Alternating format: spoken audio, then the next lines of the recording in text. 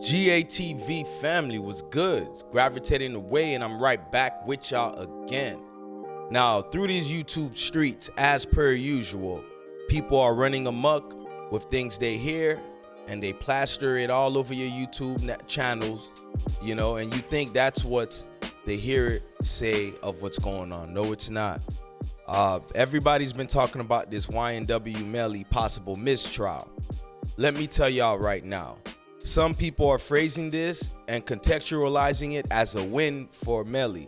It's not necessarily a win.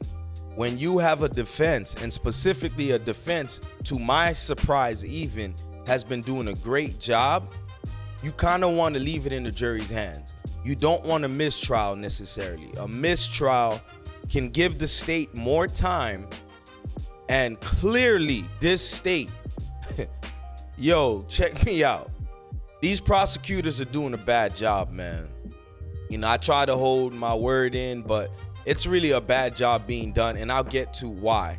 But in the meantime, let's go ahead and check out what Law and Crime Network has on this from their perspective, and I'll tell y'all mine from my own pre-law understanding and schooling. I can break this down to y'all. It's not necessarily a win for the Melly team, but let's go ahead and check this out, y'all.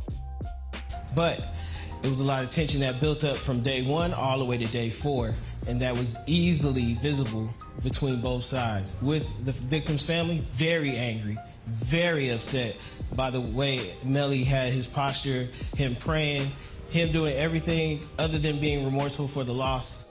By the way, did y'all see that prayer he gave? You know, they're saying it's a part of the Muslim prayer, which I do and am familiar with, but it's the way he did it. And is that the right time to even play those type of games? I mean, you know, you brothers find your way in prison and then you become Muslim. You know, it's a popular narrative of the Malcolm X story. He goes in prison, whatever. But like, really? Y'all really believe in Melly is a Muslim? Hey, I guess it's not for me to say. Of his best friends, YNW Juvie and YNW Sack Chasing. Yeah, there's quite the crescendo to the first week, this motion, and it still hangs in the balance. Hey, Bradford Cohen here again, former attorney for Melly. Let me ask you this. What was your involvement with him prior to this trial? And then give me your take on the legitimacy of this motion. Sure. I was hired on the murder case along with Jason Williams. Jason Williams is now the state attorney in New Orleans. So we were on the case for about 6 months. We saw all the discovery that was provided to us, reviewed all the discovery, had a defense strategy, and I think this defense is doing a very good job with the strategy. The same strategy that we had is that I must admit, they're doing a great job. And that play to deny the Snapchat evidence, by the way, the Snapchat evidence is the smoking gun. It's not the preliminary findings from the direction of where the bullets came from, which, yes, of course, that seems big, but you still got to prove Melly was there at the time of the murder. Now, the Snapchat denial was the smoking gun for the prosecution. So the defense using a prior case that, you know, in its context, it was used basically to allow a motion to dismiss the Snapchat evidence. And usually when you're trying to deny things like that, you got to bring up another case that shows why it merits not having said evidence in the argument. And that's what was done. I'm telling you, once that happened, that kind of shift how this trial would really end up. Even with me saying, yo, this is Florida, like that was a big deal. And what I think happened to the state wasn't prepared for that.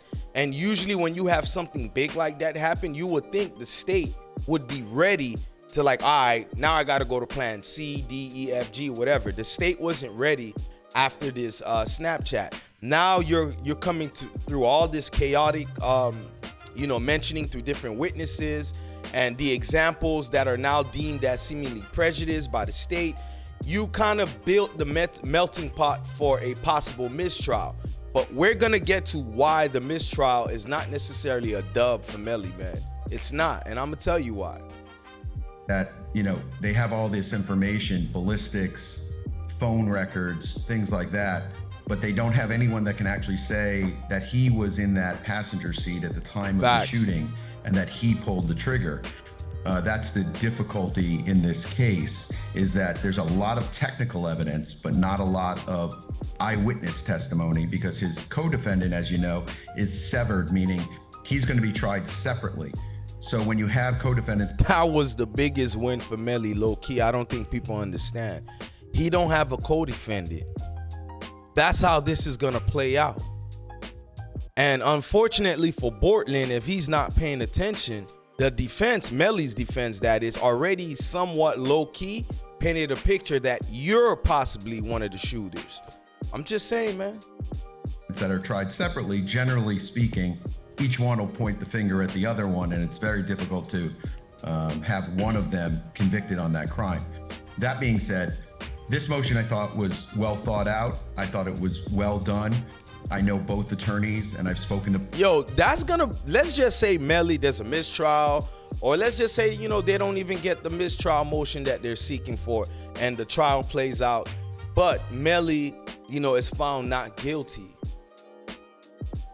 Let's go ahead and pay attention to YNW Bortland's trial. That's gonna be interesting, because the state can now have time to turn it around. And yes, Bortland is not their big fish, but boy, could you imagine if he break under pressure?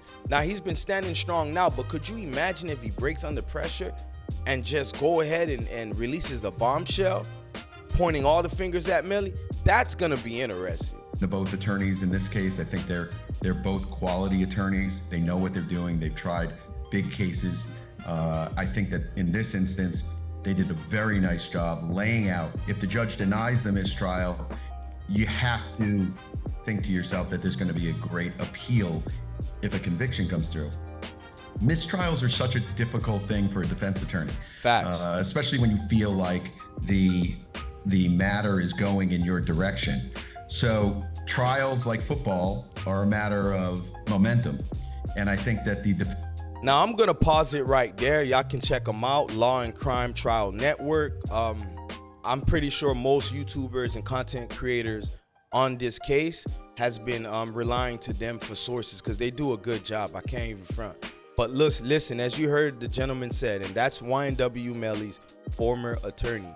Listen, when your trial is going in your favor, the last thing you want is a mistrial. And this is what we were trying to get to.